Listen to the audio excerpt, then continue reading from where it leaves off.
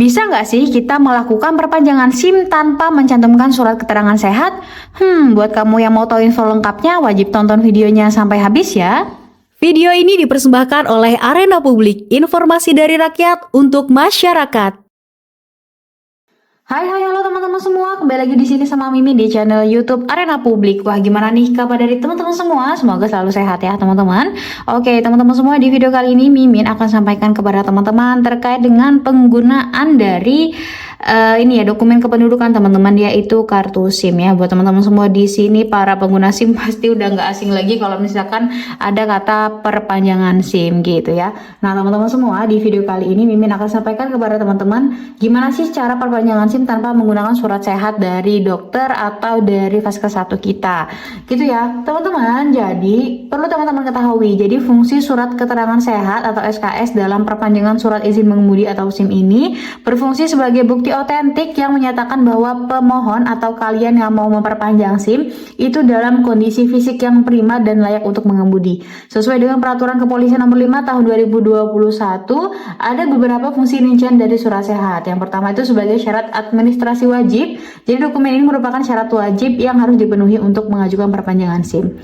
Lalu ada menjamin kelayakan jasmani. Jadi memastikan pemohon tidak memiliki gangguan fisik yang membahayakan saat berkendara, lalu mengurangi resiko kecelakaan.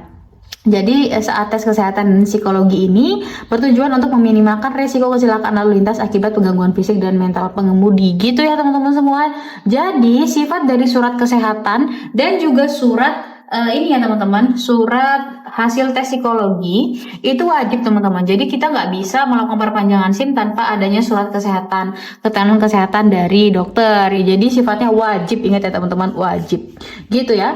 Nah gimana, bisa nggak? Ya tetap nggak bisa teman-teman. Jadi teman-teman silakan bikin dulu surat keterangan sehatnya di Vaskes 1 atau di klinik terdekat teman-teman semua. Jadi teman-teman nanti akan cek kesehatan dulu ya, cek kesehatan kalau misalkan lagi darah tinggi atau lagi ya pokoknya lagi ada sakit, pasti di sini ada keterangannya. Di sini kan riwayat penyakitnya tidak ada, berarti kan bisa kita gunakan surat sehatnya untuk proses pengajuan SIM yang baru. Nggak repot teman-teman. Biasanya tuh kalau kita cek kesehatan di Puskes atau di Vaskes 1 kita itu, kalau misalnya kita bukan penerima BPJS, itu cuma bayar 25.000 sampai 50.000 rupiah aja.